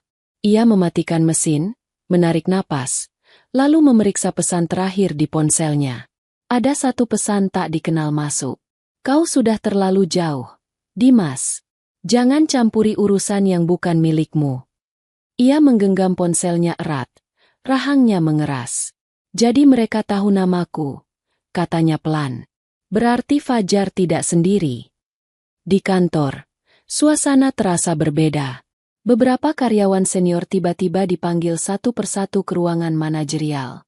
Tidak ada yang tahu alasannya, tapi bisik-bisik mulai beredar bahwa audit besar-besaran akan dilakukan. Fajar tampak sibuk dengan telepon di tangannya. Wajahnya dingin. Ketika sekretarisnya masuk membawa berkas, ia langsung berkata, "Pastikan semua file transaksi bulan ini dihapus dari server utama. Gunakan jalur backup lama." "Baik, Pak." "Dan satu hal lagi," katanya sambil menatap tajam. "Kalau ada yang tanya soal proyek panti, bilang saja semua data rusak. Jangan biarkan siapapun tahu tentang pengiriman Sabtu nanti." Sekretaris itu mengangguk cepat dan pergi, sementara Fajar berdiri di depan jendela, memandangi gedung tinggi seberang jalan. "Dimas, kau memang pintar, tapi kau datang di waktu yang salah," gumamnya pelan dengan senyum tipis. Menjelang sore, Dimas akhirnya kembali ke rumah. Dahlia yang sejak pagi gelisah langsung berdiri begitu mendengar suara pintu terbuka. "Mas Dimas," serunya lega. Ia berlari kecil menghampiri, tapi langkahnya terhenti ketika melihat wajah suaminya. Wajah itu letih, mata sayu, dan seragamnya masih basah oleh hujan. "Kamu dari mana? Aku khawatir banget." Dimas tersenyum lemah. "Maaf, aku nggak sempat kabarin. Ada urusan penting di luar kota." "Urusan apa sih? Sampai kamu begini." "Cuma kerjaan, sayang. Nggak usah cemas." Dahlia menatap matanya, mencoba mencari kejujuran di sana. Tapi tatapan Dimas terlalu tenang untuk dibaca. Ia tidak ingin berbohong, tapi juga belum bisa jujur sepenuhnya. "Sudah makan?" tanya Dimas lembut. "Belum." "Kalau begitu kita makan bareng, ya? Aku janji setelah ini aku nggak pergi jauh-jauh dulu." Dahlia mengangguk pelan, meski hatinya belum sepenuhnya tenang. Malamnya, Dimas duduk bersama Tuan Bowo di ruang kerja. Lampu meja menyala kuning redup, menyorot dua wajah yang sama-sama lelah. "Fajar sudah mulai curiga," kata Dimas sambil membuka laptopnya. "Dia sudah hapus semua file di server utama. Berarti dia sadar kalau kamu sudah menemukan sesuatu." "Iya, tapi aku sudah sempat menyalin sebagian datanya." Dimas memperlihatkan peta digital yang menampilkan rute dari kantor ke gudang timur. "Ini lokasi pengiriman anak-anak itu. 2 hari lagi, pukul 2 dini hari. Kalau kita bisa sampai di sana lebih dulu, kita bisa menangkap mereka dalam keadaan tertangkap tangan." Tuan Bowo menatap layar itu lama. "Berbahaya, Dimas. Mereka bukan orang sembarangan. Kalau sampai tahu kau yang melaporkan, nyawamu bisa terancam." Dimas tersenyum tipis. "Aku sudah siap. Yah, aku pernah janji sama Dahlia waktu kecil. Aku akan jagain dia. Sekarang, menjaga dia juga berarti menghentikan orang-orang ini." Tuan Bowo menunduk pelan, terharu. Ia tahu menantunya bukan pria biasa. Ada keberanian dalam ketenangannya. "Baik, aku bantu dari dalam. Tapi hati-hati. Jangan biarkan Dahlia tahu apapun tentang ini." Dimas mengangguk. "Aku janji." Sementara itu di lantai bawah, Dahlia berdiri di depan jendela kamarnya. Dari sana, ia bisa melihat cahaya samar dari ruang kerja ayahnya di lantai atas. Ia memandangi dua bayangan yang bergerak di balik kaca, suaminya dan ayahnya. Ada sesuatu yang mereka bicarakan, sesuatu yang tidak boleh ia dengar. Ia menggigit bibir, lalu berkata pelan, "Mas Dimas, kamu menyembunyikan sesuatu dariku, ya?" Air matanya menetes tanpa ia sadari. Dan entah kenapa, malam itu terasa sangat panjang. Seperti malam sebelum badai besar datang. Keesokan harinya, Dimas datang ke kantor lebih pagi dari biasanya. Tapi sesuatu terasa berbeda. Satpam yang biasanya menyapanya kini hanya menunduk diam. Beberapa karyawan menatap aneh ketika ia lewat. Di mejanya, ada amplop coklat tanpa nama. Ia membuka pelan. Di dalamnya hanya ada satu foto. Foto dirinya, diambil diam-diam, saat ia sedang berada di depan gudang lama 2 malam yang lalu. Dimas menatap foto itu lama.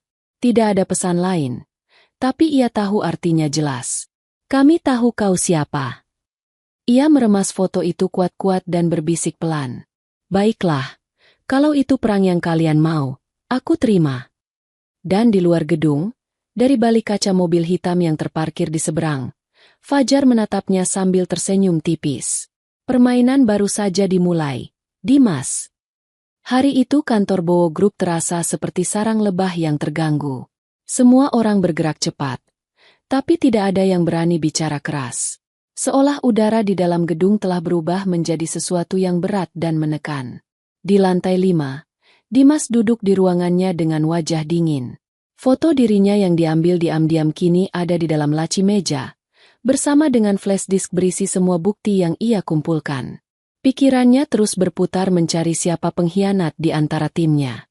Karena tidak mungkin hanya Fajar yang tahu ia pergi ke gudang malam itu, seseorang pasti membocorkan. Ketika jam menunjukkan pukul 9 pagi, sekretaris Fajar datang membawakan laporan.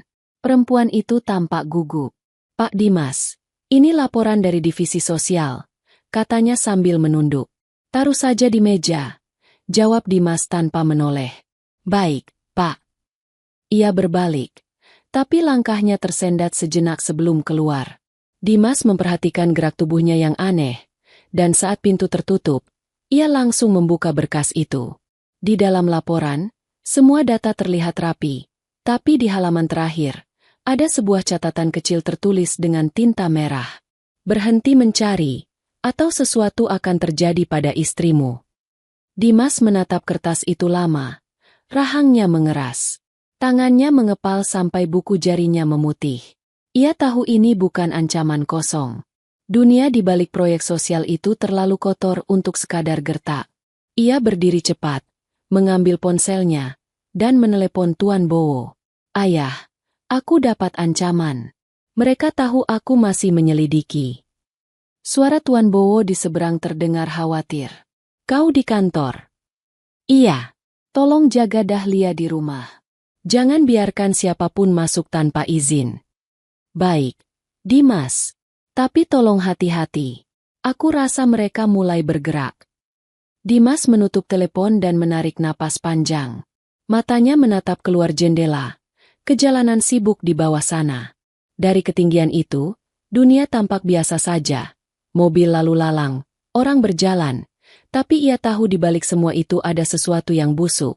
Sementara itu di rumah, Dahlia tengah duduk di ruang tamu membaca majalah.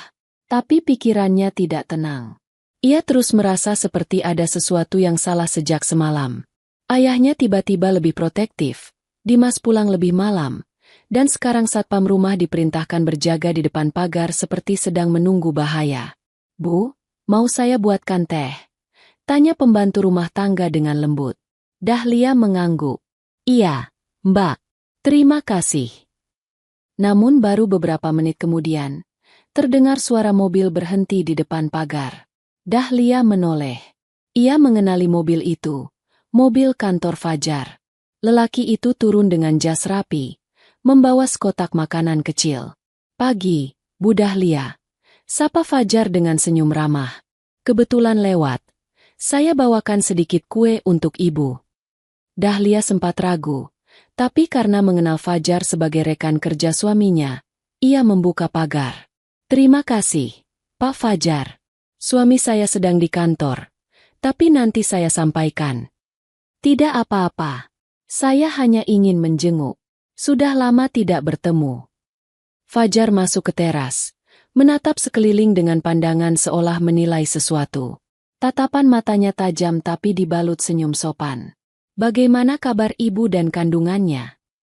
"Alhamdulillah, Allah masih memberi kesehatan, Pak," jawab Dahlia tersenyum kaku. Fajar mengangguk pelan. "Bagus. Jaga kesehatan, ya. Dunia sekarang makin keras. Kadang yang kita kira aman, ternyata paling berbahaya." Kalimat itu terdengar biasa, tapi cara Fajar mengatakannya membuat Dahlia sedikit merinding. Ia menelan ludah, lalu berkata sopan, "Terima kasih, Pak Fajar. Saya pamit dulu." "Ya, mau istirahat?" "Silakan," jawab Fajar sambil tersenyum. Tapi sebelum ia melangkah pergi, ia menatap Dahlia sekali lagi. "Oh iya, Kalau Dimas pulang malam ini, sampaikan salam saya. Dan tolong bilang jangan terlalu sibuk, bisa-bisa dia kehilangan yang berharga. Dahlia mengerutkan dahi, bingung. Tapi Fajar sudah berbalik menuju mobilnya. Begitu mobil itu pergi, Dahlia hanya berdiri di depan pintu sambil menggenggam ujung gaunnya. Ada rasa tak nyaman yang menggelayuti hatinya. Sore hari, Dimas menerima laporan dari staf IT. Pak, kami mendeteksi aktivitas login ilegal ke server semalam. Dari mana sumbernya? Tanya Dimas cepat. Dari komputer internal lantai 7. Pak, tapi alamat IP-nya sudah dihapus. Siapa yang biasa bertugas di lantai 7? Divisi Sosial dan Administrasi Proyek Panti, Pak. Baik. Jangan bilang siapapun tentang ini. Kirimkan log akses mentah ke saya. Setelah staf itu pergi, Dimas membuka file yang baru diterimanya. Ia membaca baris demi baris kode. Di sana tertulis waktu akses pukul 22.14 malam, tepat di jam ketika ia sedang menunggu pesan balasan dari tim pusat. Berarti malam itu mereka sedang memutus jaringan komunikasiku, gumamnya. Ia menutup laptop, lalu mengambil flash disk hitam dari saku dalam jasnya. Isinya seluruh bukti yang sudah ia kumpulkan. Tapi malam ini ia tidak berani pulang membawa itu. Ia tahu, Fajar sudah mengancam istrinya. Satu langkah salah, dan semuanya bisa berantakan. Ketika malam datang, hujan turun lagi, lebih deras dari 2 malam sebelumnya. Dimas meninggalkan kantor dengan mantel gelap, menyalakan mobilnya tanpa lampu, dan melaju pelan menuju gudang di KM 7, tempat pengiriman anak-anak yang dijadwalkan berlangsung malam besok. Ia berhenti di jalan menurun, mematikan mesin, lalu mengamati dari jauh. Di seberang sana, beberapa truk besar sudah terparkir. Lampu gudang menyala terang, dan beberapa orang berseragam hitam hilir mudik memindahkan peti besar ke dalam kendaraan. Dari tempatnya bersembunyi, Dimas memotret satu persatu dengan kamera kecil. Tiba-tiba lampu mobil besar menyala dan mengarah tepat ke tempatnya. Ia menunduk cepat, mematikan kamera, dan menyelinap ke balik semak. 2 pria berjalan ke arah mobilnya sambil membawa senter. Siapa tadi di sini? Kayak ada cahaya, bro. Lihat dulu. Langkah mereka makin dekat. Dimas meraba pinggangnya, memastikan pisau kecil lipatnya masih terselip. Begitu mereka sampai di dekat mobil, Dimas bergerak cepat. Satu tangan menahan mulut pria pertama, tangan satunya memukul leher pria kedua dengan sisi tangan. Keduanya ambruk tanpa suara. Ia menyeret mereka ke belakang mobil, lalu memeriksa identitas mereka. Di dompet salah satu pria, ada kartu bertanda, Security PT Fajar Logistik. Jadi benar kau, Fajar, gumam Dimas dengan wajah tegang. Ia segera memotret kartu itu sebagai bukti, lalu kembali ke dalam mobil. Hujan turun semakin deras, menutupi suara mesinnya saat ia pergi dari tempat itu. Di rumah, Dahlia tidak bisa tidur. Ia duduk di tepi ranjang, memandangi foto dirinya bersama Dimas yang diambil setelah pernikahan. Tangannya membelai bingkai foto itu perlahan. Mas, kenapa rasanya kamu jauh sekali akhir-akhir ini? Bisiknya pelan. Tiba-tiba lampu rumah berkedip 2 kali, lalu padam sejenak. Dahlia menoleh cepat ke arah jendela. Dari balik tirai, ia melihat seberkas cahaya lampu mobil berhenti di depan pagar rumah. Ia berpikir Dimas sudah pulang, tapi saat mobil itu pergi, sebuah amplop dilempar ke halaman. Dahlia berjalan perlahan keluar, membuka pagar, dan mengambil amplop itu. Di dalamnya hanya ada satu foto. Foto dirinya sedang duduk di ruang tamu pagi tadi, diambil dari luar jendela. Matanya membesar, tangannya gemetar. Allah, siapa yang melakukan ini? Ia langsung menutup pagar dan berlari ke dalam rumah sambil menangis. Di lantai atas, Tuan Bowo mendengar suara langkah cepat dan jeritan kecil. Ia segera turun dan menemukan anaknya memeluk foto itu dengan tubuh gemetar. Dahlia, ada apa? Ayah, seseorang memotret aku dari luar. Ini tadi dilempar ke halaman. Tuan Bowo menatap foto itu. Wajahnya menegang. Ia langsung memeluk anaknya dan berkata tegas. Mulai malam ini, Kau jangan buka pintu untuk siapapun. Aku akan tambah penjagaan di luar. Sementara itu di tengah hujan, seseorang berdiri di bawah payung hitam tak jauh dari rumah itu. Dalam genggamannya, ada ponsel dengan foto Dimas di layar, dan suara berat di ujung telepon terdengar jelas. Dia tahu terlalu banyak. Malam besok, habisi dia di gudang. Hujan belum berhenti sejak sore.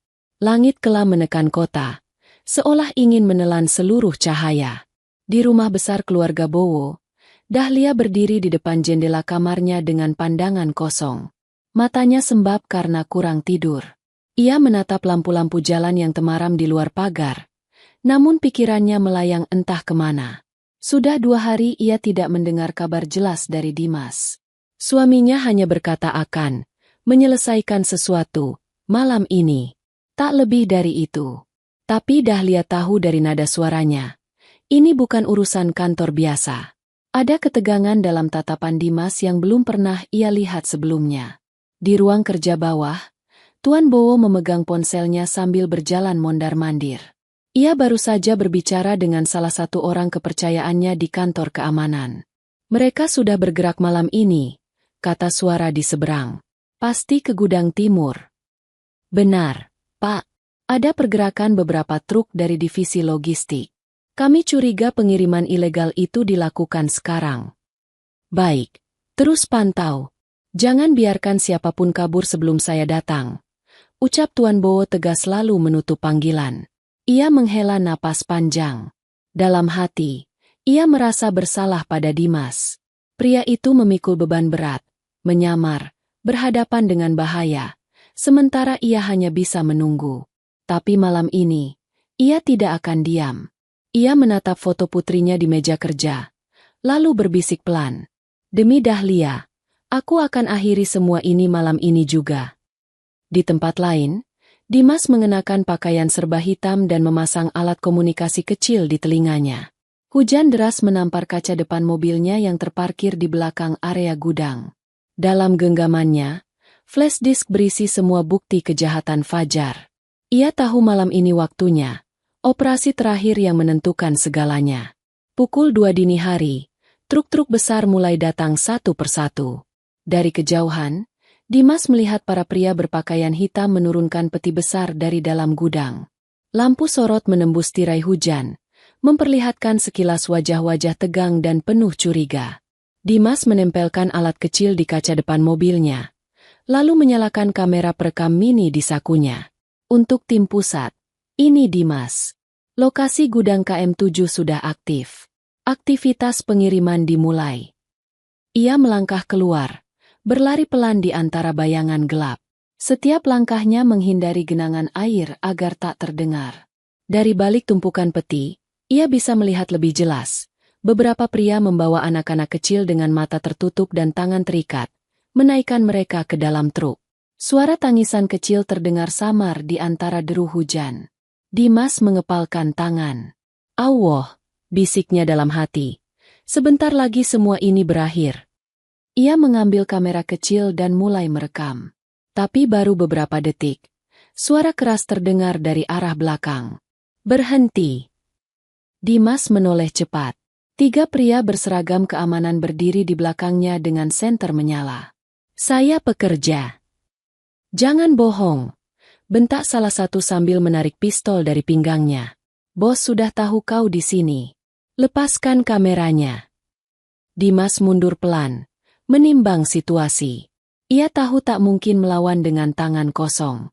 Tapi di sisi lain, waktu terus berjalan. Kalau ia tertangkap sekarang, anak-anak itu akan lenyap. Dengan satu gerakan cepat, ia menendang ember logam di sebelahnya. Suaranya membuat 2 penjaga itu refleks menoleh, dan dalam detik itu, Dimas melemparkan lumpur ke arah wajah salah satunya lalu berlari ke sisi kanan gudang. Peluru pertama melesat dan mengenai dinding besi, menimbulkan suara nyaring. Dimas menyelinap ke dalam bangunan, masuk ke lorong sempit yang dipenuhi rak tua. Ia menarik napas cepat, mencoba menenangkan diri. Dari luar, suara langkah kaki para penjaga semakin mendekat. Cari dia. Jangan biarkan kabur. Lampu senter berkelebat di dinding. Dimas berlari ke arah ruangan utama, dan di sanalah ia melihat sesuatu yang membuat jantungnya berhenti berdetak sesaat. Fajar berdiri di tengah ruangan, mengenakan mantel hitam, dengan 4 pria bersenjata di sekelilingnya. "Ah, akhirnya kita bertemu lagi, Dimas," ucap Fajar dengan senyum miring. "Aku sudah tahu sejak awal kamu bukan manajer biasa. Dan aku juga tahu siapa kamu sebenarnya," balas Dimas tenang. "Semua bukti sudah aku pegang." "Bukti?" Fajar tertawa pendek. "Kau pikir aku akan membiarkanmu keluar hidup-hidup dengan itu?" Ia menatap anak buahnya. "Tangkap dia." 4 orang bergerak cepat. Dimas berkelit ke belakang rak besi, menendang satu kotak besar hingga jatuh menimpa salah satu penjaga.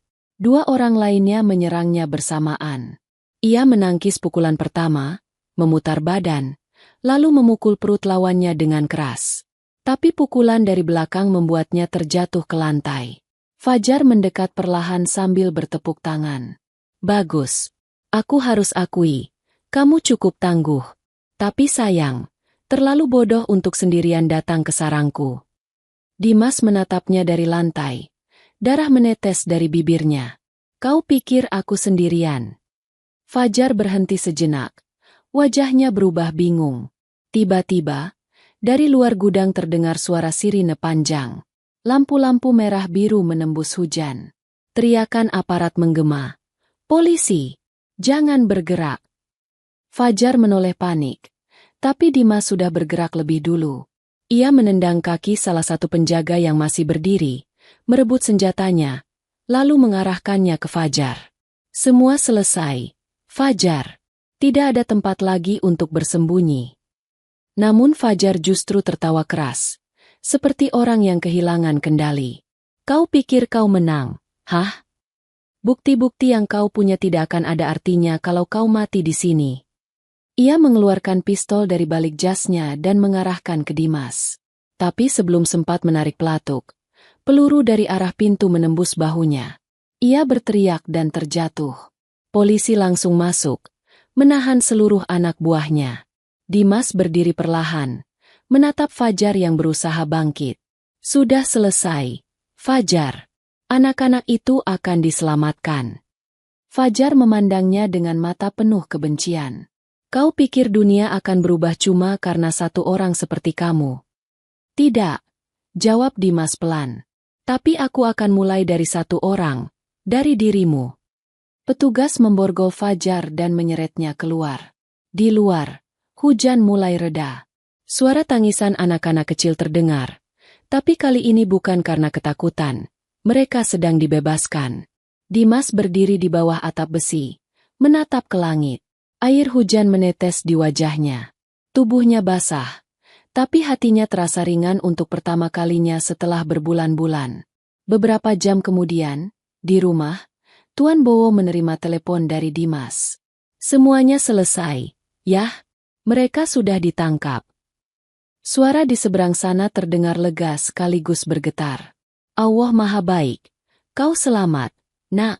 Dahlia pasti menangis bahagia mendengar ini. Dimas tersenyum kecil. "Jangan bilang dulu, ya? Aku mau pulang sendiri dan kasih kabar langsung padanya." "Baik, hati-hati di jalan." Dimas menutup telepon dan menatap keluar jendela mobil polisi yang membawanya pulang. Fajar telah dibawa ke markas besar untuk diperiksa, dan semua bukti kini aman di tangan penyidik. Tapi di dalam hatinya, masih ada satu hal yang harus ia lakukan. Mengatakan kebenaran pada Dahlia tentang siapa dirinya sebenarnya. Ia tahu, itu tidak akan mudah. Tapi setelah semua yang terjadi, ia tidak ingin ada rahasia lagi di antara mereka. Subuh mulai datang. Di langit timur, awan perlahan terbelah oleh cahaya lembut matahari. Mobil Dimas berhenti di depan rumah. Suara burung mulai terdengar samar. Ia turun, berdiri sejenak di depan pagar, memandangi rumah yang kini tampak tenang. Pintu terbuka perlahan. Dahlia berdiri di sana, mengenakan gaun tidur warna biru lembut. Matanya sembab, tapi begitu melihat Dimas, wajahnya langsung berubah lega. "Mas." Suaranya gemetar. Dimas tersenyum tipis dan berjalan mendekat. "Maaf aku pulang terlambat." Dahlia langsung memeluknya. Aku takut banget. Dimas membalas pelukannya, menatap langit yang mulai terang. Sekarang semua sudah selesai. Sayang, aku janji, mulai hari ini nggak akan ada rahasia lagi. Dan di belakang mereka, matahari perlahan naik, menyinari halaman rumah yang basah oleh hujan, pertanda akhir dari malam yang panjang dan awal dari kejujuran yang baru akan dimulai. Udara pagi terasa segar setelah hujan panjang semalam. Daun-daun di halaman rumah keluarga Bowo masih meneteskan air, dan aroma tanah basah memenuhi udara. Burung-burung mulai berkicau dari ranting pohon mangga di depan rumah, seolah menyambut datangnya hari yang baru. Dimas berdiri di teras dengan pakaian bersih dan rambut yang masih sedikit basah. Di tangannya secangkir teh hangat mengepul pelan. Di dalam rumah, Dahlia sedang menyiapkan sarapan dengan wajah yang lebih tenang dari beberapa hari terakhir. Ia memandangi suaminya dari jendela, dan senyum kecil muncul di wajahnya. Pagi itu terasa berbeda.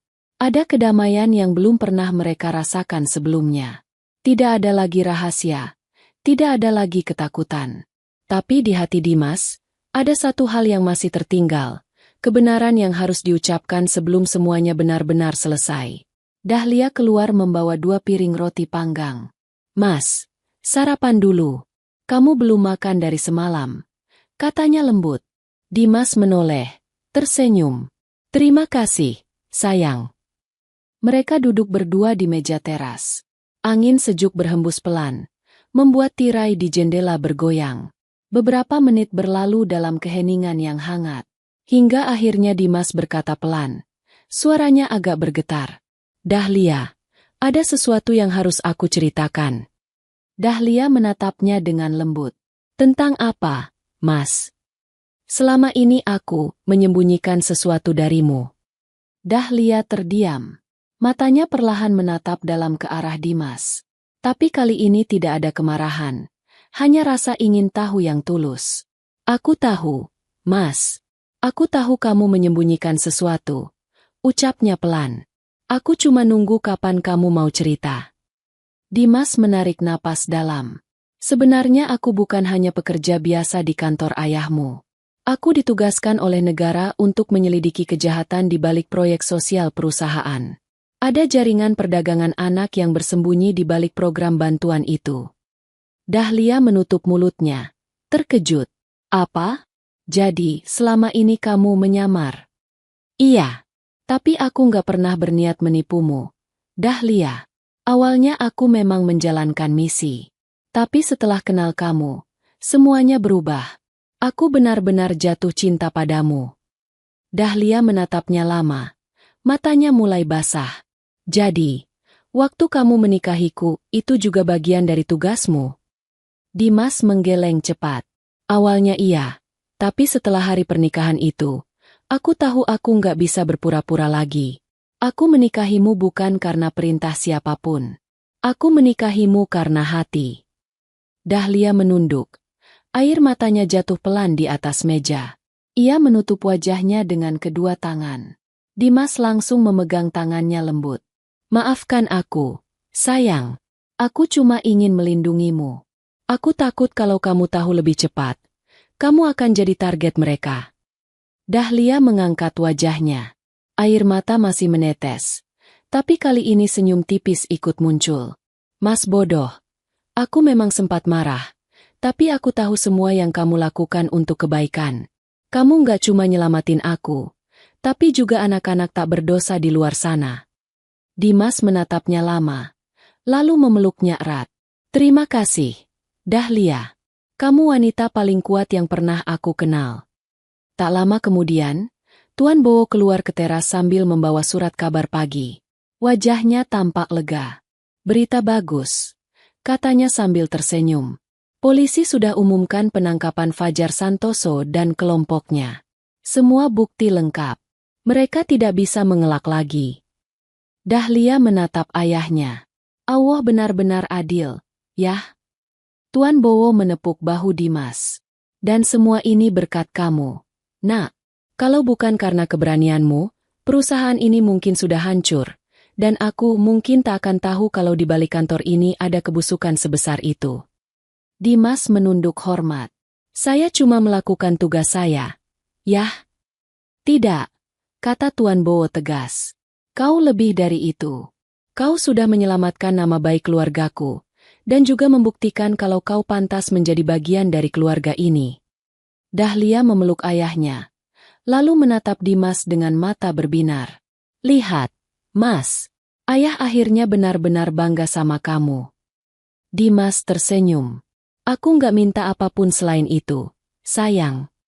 Beberapa hari kemudian, mereka bertiga pergi ke rumah besar di pinggiran kota untuk menemui seseorang, Pak Basuki, ayah kandung Dimas.